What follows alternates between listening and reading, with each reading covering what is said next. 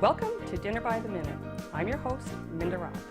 Here's how to cook simple, healthy, and frugal meals without losing your mind.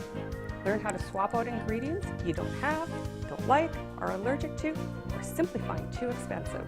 You don't need specific ingredients, just a pinch of fun.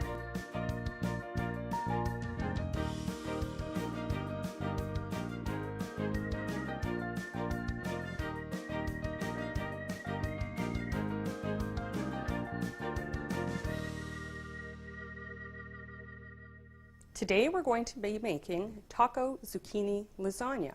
Some of the ingredients we're going to be using today is ground beef, some ricotta cheese, some salsa, some beautiful zucchini that I'm actually going to show you how to slice that up easily. We'll add our seasonings in as well, which we can mix and match as well, and some onion and garlic, and of course some awesome cheese. So when we start with our zucchini, we want to make it in very thin slices, and that can prove to be rather difficult. You can use a knife and go ahead and just make thin slices on the edge, like this, which works very well, but it is pretty time consuming. If you do decide to go with a knife, be sure to take one small slice off so it's nice and smooth and flat here. Put your zucchini down and then just go ahead and continue to cut it nice and thinly. That way it has less chance of rolling and less chance of injury. What I preferred though was a vegetable peeler. This takes the slices off nice and thinly, and believe me, you don't have to be too precise with this. So we're just going to go like this, and you can just see how nice and thin those are. That's very hard to do with a knife. So as you go along, you'll see you get a bit thicker and thicker of slices.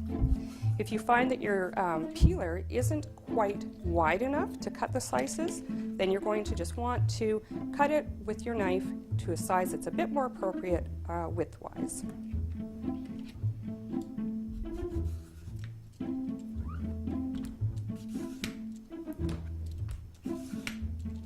So you get to be a pro at this fairly quickly, actually. So now we're going to start cooking our meat sauce. It's not really going to be quite a sauce yet because we'll be adding the salsa later on. But we're going to start with a little bit of oil. I've used olive oil, but you could use coconut oil, canola oil, or whatever the oil of your choice is. Then we're going to add some onions. I've got white onions here. And if you don't like onions, you could try putting in something like red pepper or even green onions, shallots, anything like that, just to give it some nice zip. So ideally, we want the onions to cook for about 5 minutes until they're nice and soft, but not really brown yet. And then we're going to put in our garlic, and this is just a little bit of garlic. You can have as much or little garlic as you like. Personally, I'm scared of vampires, so I eat a lot of garlic. Get that mixed in. Oh, right away you can smell that delicious odor. Just makes me hungry already. For our recipe today, we are going to be using ground beef. Ground beef is quite economical, and most people like it. However, you could go with any kind of ground meat that you like. So turkey or chicken. You could even go with some cooked leftover chicken or any kind of meat that you have, where you wouldn't have to cook it that long. You just kind of want to bring it up to temperature with your onions and garlic.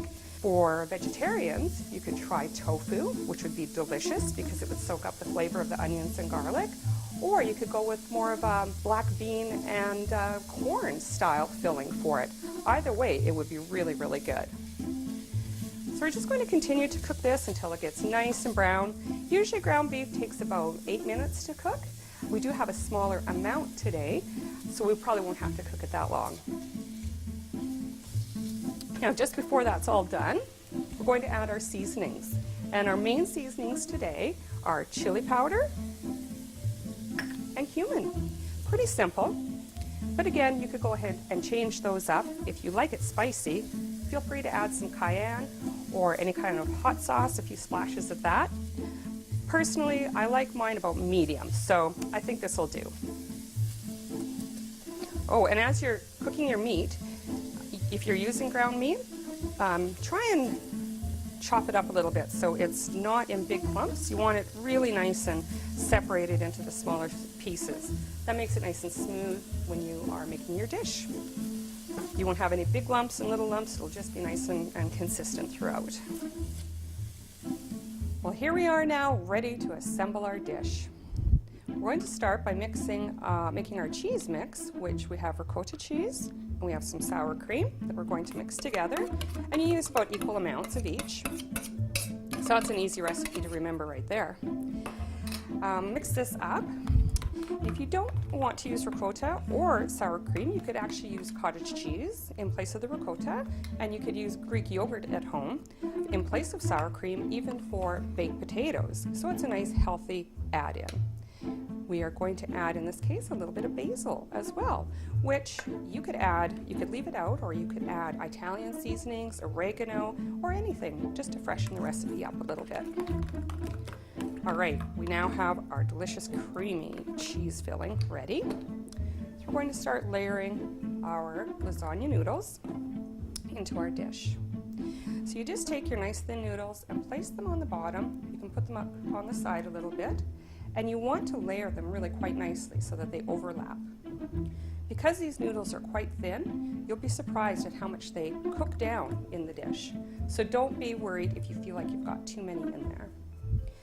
So we're going to put in 2 or 3 layers depending on how much room we have. So we've got that in. We're going to go ahead and put some of our meat mixture on top. Just spread that out really nice and thin. Kind of press it down as well to try and get the most room you can out of your pan. Most likely you'll be doing this in a larger dish. All right, and here we have salsa. This is regular medium salsa that we purchased. You can make your own, or you could even use roasted red peppers in place of salsa. So you can find them at your grocery store, all chopped up already, and it's absolutely delicious. Alright, so just a little layer there. Now we're going to put on our delicious cheese mixture. Oh, that looks so good, and it smells awesome too. The basil really does make a big difference. Okay, we're going to try and get one more layer of noodles in there. Zoodles, maybe we should say. So it's very much like making a traditional style lasagna. You just have it layered. And again, you don't have to worry too much about how it looks right now. Just because when we bake it, it's going to look a lot different. We'll use some smaller pieces on the edge here, just so we have everything covered. We're going to top this layer with just a little bit of salt and pepper. And some awesome pepper, which you can omit. If you don't want to add it, you don't need to at this point. Okay, so we'll put on another layer of the meat. This is going to be so delicious. I'm actually really looking forward to making this with some black beans and corn. It's one of my favorite Mexicasa type dishes that I love. Now we'll put on a little bit more of our, I think we'll put the salsa on first actually. It doesn't really matter what order you put it in, as long as you get it in there. There we go.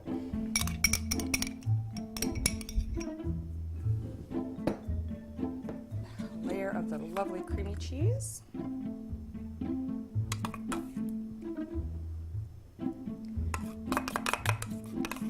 Oh, that looks good.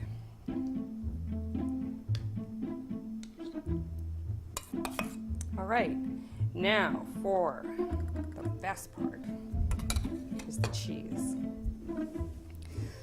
Today we're using some cheddar cheese and some Monterey Jack cheese that has jalapeno in it, so it's going to make it a little bit spicier.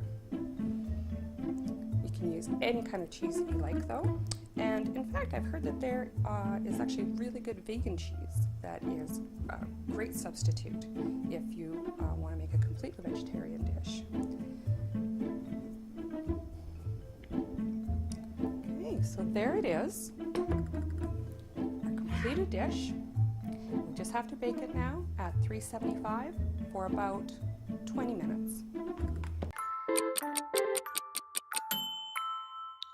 prevent cross-contamination and keep your kitchen organized, try using a color-coded cutting board system. Try and say that 3 times fast.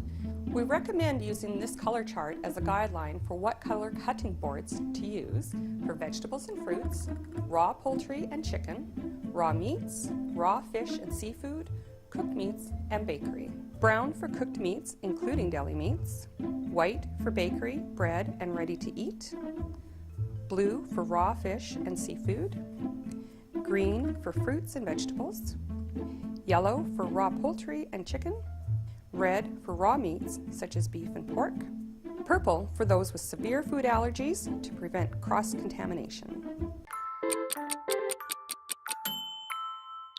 Now that our oven is preheated to 375, we can put our delicious dish in. Doesn't that look good? I can hardly wait.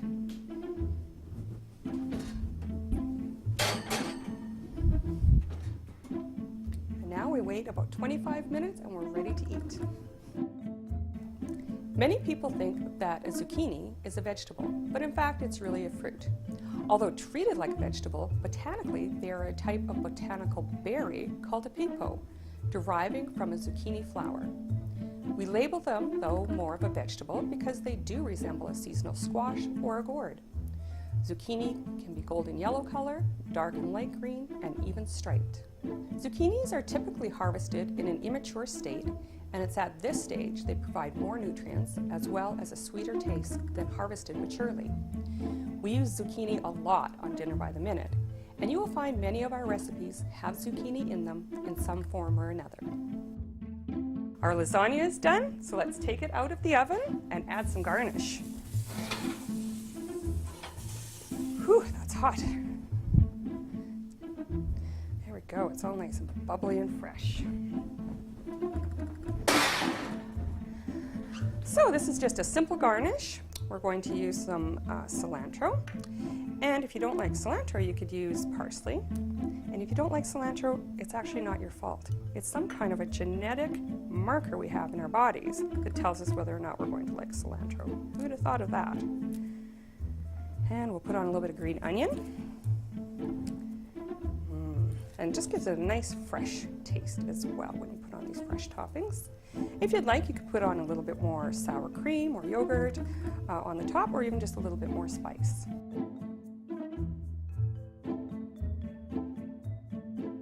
We would like to thank our special supporters and contributors for making our show happen. Thank you to Raw Rental House for the production equipment, Russell Hendricks Food Service for providing our lovely cookware and plateware, and Lalitha Taylor with the Council for Dietitians of Canada. Bon appetit, and thank you so much for watching Dinner by the Minute.